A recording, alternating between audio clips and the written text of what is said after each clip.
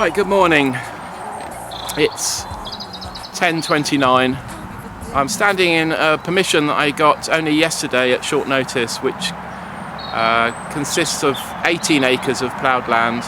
It's in the Vale of Kent, not far from the town of Ashford, and the parish boundary runs pretty much across where I'm standing here to the wood behind me.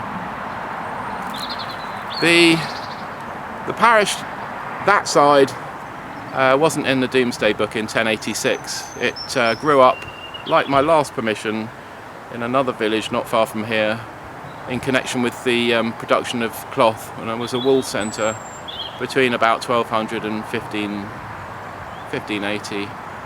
There's a local manor, there's a farmhouse which is mentioned in the National Archives database at the top of the hill, an oast house these days, and that was mentioned in 1580.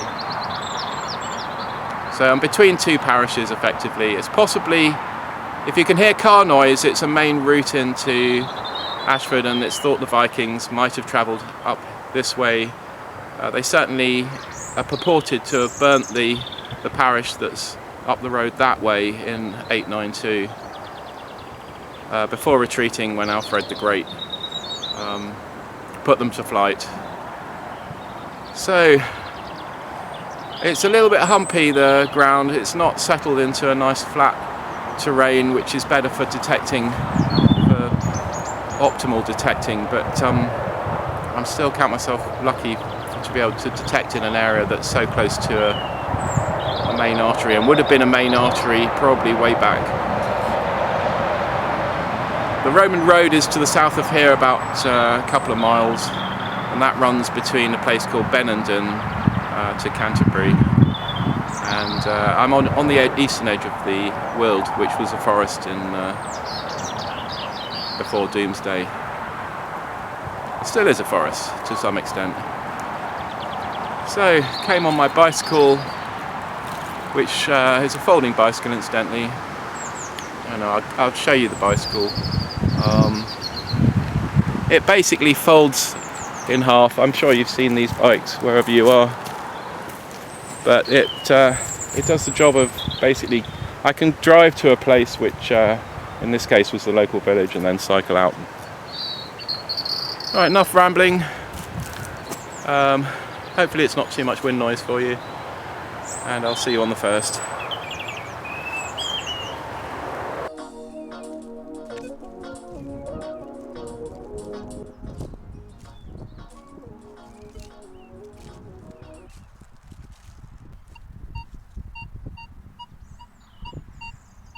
Right, first signal, loud and clear, 21.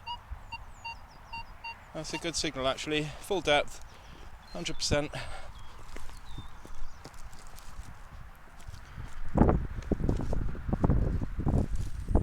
As I say, I try and keep the camera shielded from the wind, but it might be a bit difficult today. I'll do my best.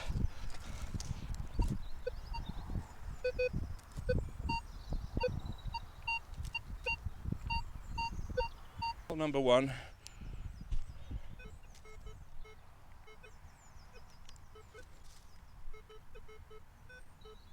Oh, it's broken up, whatever it is, so not terribly optimistic.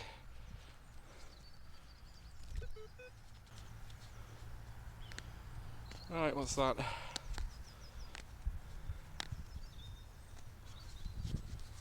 Don't know what that is.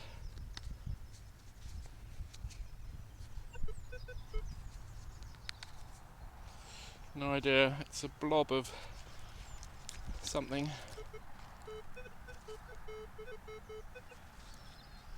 Oh, there's some glass in there.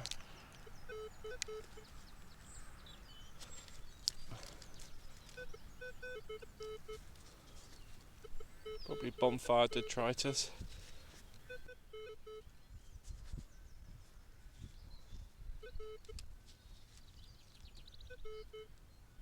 Whatever this is tiny.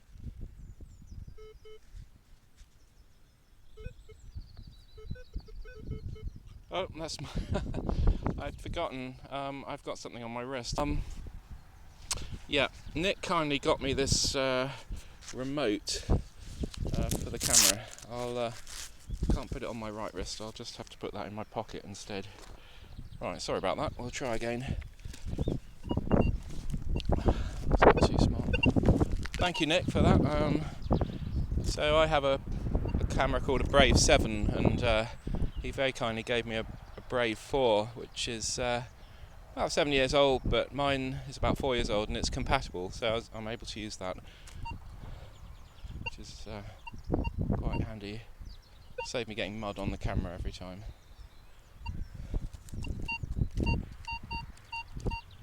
Right, I now know it's here. Definitely there.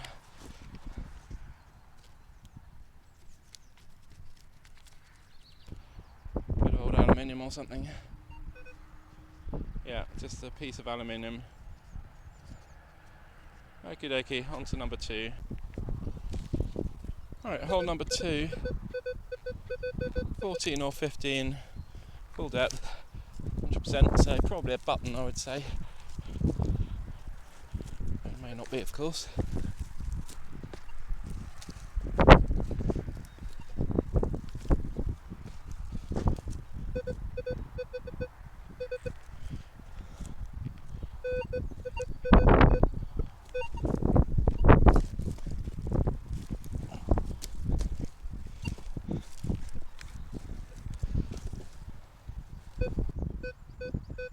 Right, seems to be in 14. Right, I've taken a remote off my wrist now. It's a bit of daftness on my part there. There we go. I always put it on the left wrist, except I have my watch there, but anyway, there it is, it's in there. What is it?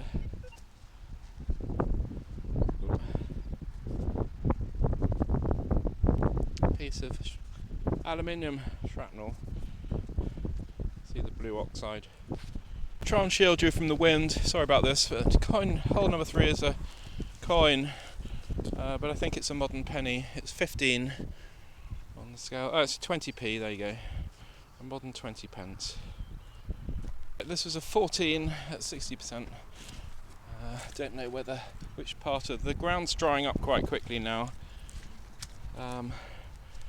See if it's in the bottom half. There you are. So it's between 5 and 8, so 4 and 8 inches.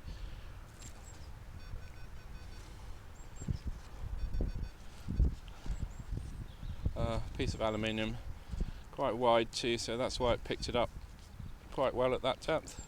Right, this was a 10, but quite shallow signal, 50%, so.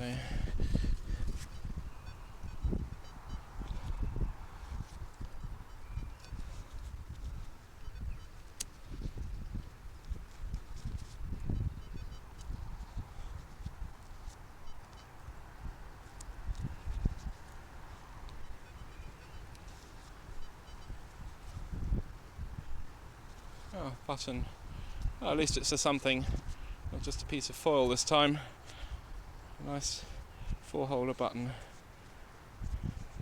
Early 1900s, late 1800s, that sort of date.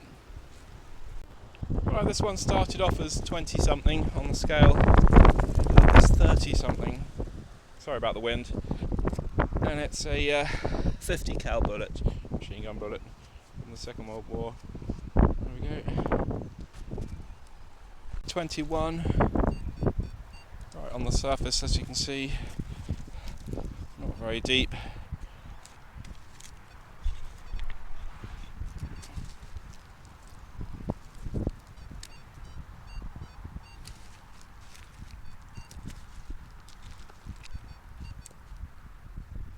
it's broken off. Piece of rubbish, I think. What is that? Oh, it's the fin. It's the end of a mortar bomb. You can see that. I don't know if you can see that. With a tail fin piece. Look, I'll show you. It's blown out. You wouldn't want to tap it if it was intact, but get the idea.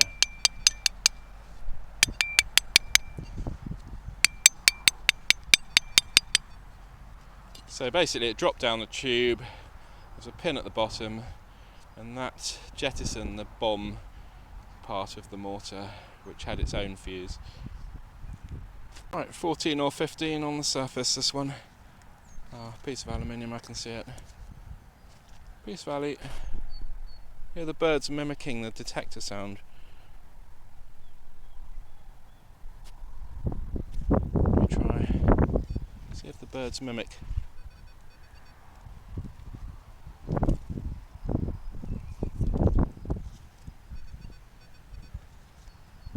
There you go. Right, this was about 22 and it went up to 32, which is a bit like that 50 cal bullet that I just found up there. So maybe another bullet.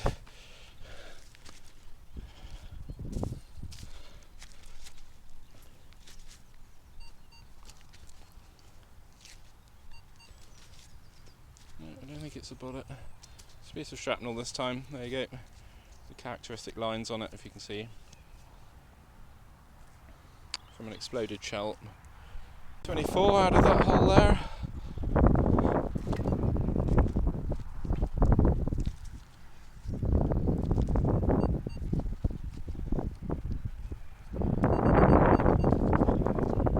Oh, a coin. What kind of coin is that? Ah, 1p. A modern 1p, by the looks of it. Right, onwards and upwards. Out of that hole there's something round, I don't know what it is. 17 or 18 it was. Let's go and have a look, shall we? What on earth? What a beauty! Oh my lord! Right by the edge of the wood. A hammered coin! My god! Is that a Charles the First? Early 1600s? Be pretty careful with it. I'll clean it up and we'll go over onto the other camera. There you are, I hope you can see that.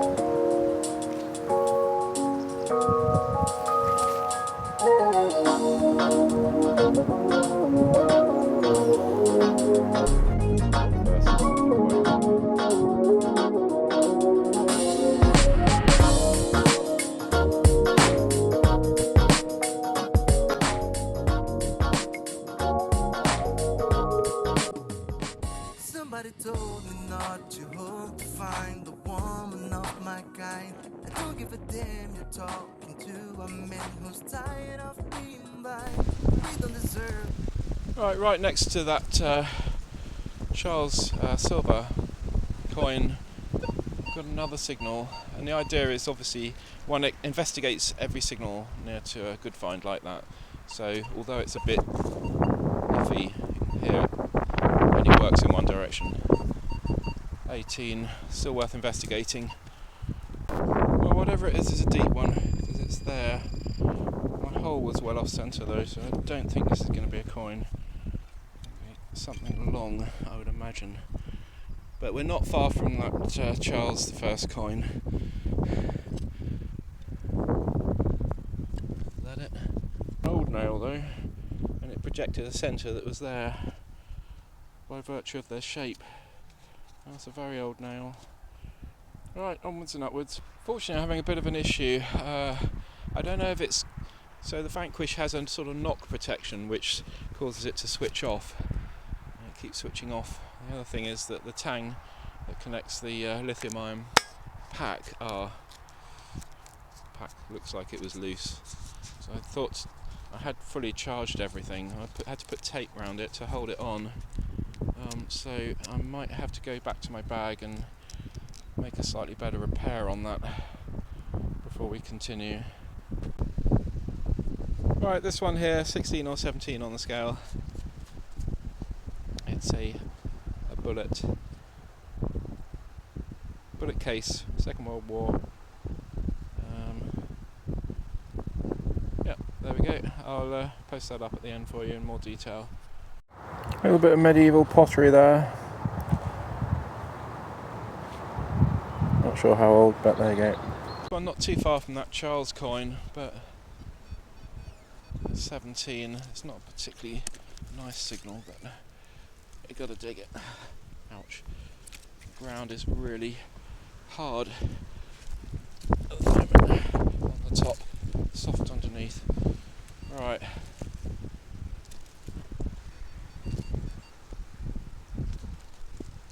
Oh, it's a shotty. Shotgun cartridge, and this is a horrible signal, which usually they aren't. It's late 20s, early 30s on the scale. Another 50 caliber machine gun bullet from the Second World War. Copper oxide, that's why it's green. I've done, it's 3:30, so I started at 10:30, so I've done 5 hours. I wasn't able to follow through on that silver 17th century Charles coin, but a lot of interesting range of artefacts nevertheless. The weather's supposed to close in a little while, so I'm going to head back now and hopefully get some food. Thanks for watching once again.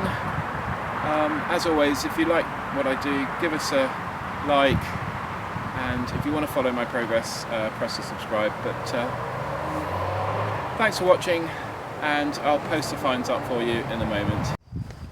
Right guys, about 5 hours of detecting in total, and I've got about 60 finds before you there. So lots of bits of aluminium, rubbish, part of a weight off a wheel. That one there, got rather excited because it so looked like a hammered, but it's something off the top of a bottle or a seal or something, aluminium. Then I've got the usual range of shotgun cartridge ends. This to me looks very much like aircraft alloys. I'd say it's been in the ground for some considerable time. It looks like shattered engine casing, but I might be wrong there. So it might be, because I'm in Doodlebug Alley here, it could be part also of a Doodlebug. This thing here, I'm told, is a mechanism for a shell or some sort of ordnance. I found them before actually.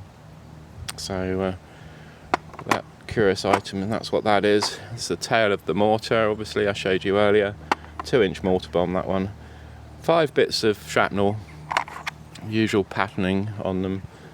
4 50 caliber machine gun bullets, a lead shot there. Another 50 cal cartridge case. Those 3 bits or 2 bits of lead here found very close to the what is the best find, which I'll mention now, is the Charles I 1640 half crown. They're usually 33mm in diameter. I think this one's been clipped, or it may just have been produced in that fashion. What's odd is that for a hammered coin, and I did catch it with my spade very sadly, so I'm a bit disappointed with myself for that, but what can I do? So Civil War era silver coin, and there were milled coins produced at that time in small numbers, or relatively small numbers compared to hammered, in the Tower, I believe. This one has a triangle, shows that the mint was the Tower, and a Frenchman was employed for that purpose. Elizabeth I, in fact, in the late 1500s, had employed a mint master, if you like, from France, but he got hung for treason. So same sort of thing. So in earnest, the switch to milled coins from hammered coins didn't take place till 20 years later, but milled coins were produced. So I'm not sure if that's a hammered, but I believe it is. It's either milled or hammered. If it's milled, it's obviously scarcer. Those 2 nails were found very close to the coin, and further away I had this halfpenny from 1862, Elizabeth Bunhead. It's not a bad one. You can see her, at least you can see her portrait anyway. You can see the 1862 on the reverse. A bit of Victorian pottery, some fittings. This ring-shaped thing, I believe, is off a cane or some such thing. It's not an olive, I don't believe, which is a piece of plumbing. Bit of that's a screw, a thumb screw from. It's threaded on the inside, so it's modern. And that's it, guys. I'll post the pictures up now so that you can see some of these finds in more detail. But that's an absolutely epic find. It goes to show, in amongst all the modern rubbish, you can occasionally pull out something startling. It's a shame he's shown. Charles I is shown on horseback with a cloak over his shoulder in this case. But yeah, half crown from 1640. I'll post the pictures up for you now.